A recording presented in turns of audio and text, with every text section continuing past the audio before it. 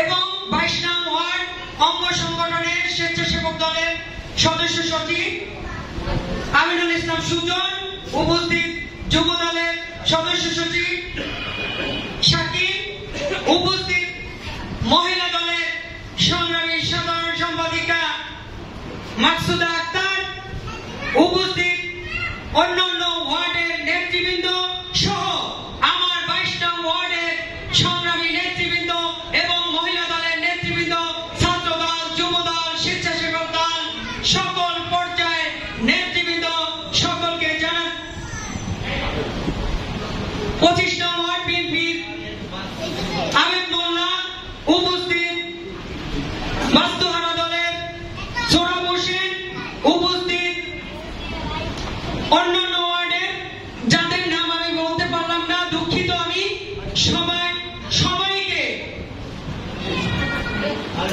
সবাইকে আমি আমার ব্যক্তিগত পক্ষ থেকে, আমার মহানগর বিএনপির পক্ষ থেকে,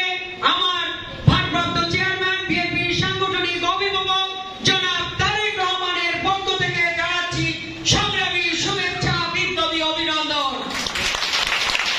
প্রিয় নেতৃবৃন্দ, আপনারা জানেন আমাদের ভারপ্রাপ্ত চেয়ারম্যান রাষ্ট্র গঠনের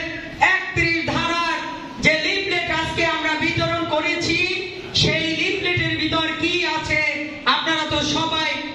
এখন মোটামুটি জানেন, তাই না? প্রতিটি দফায় রয়েছে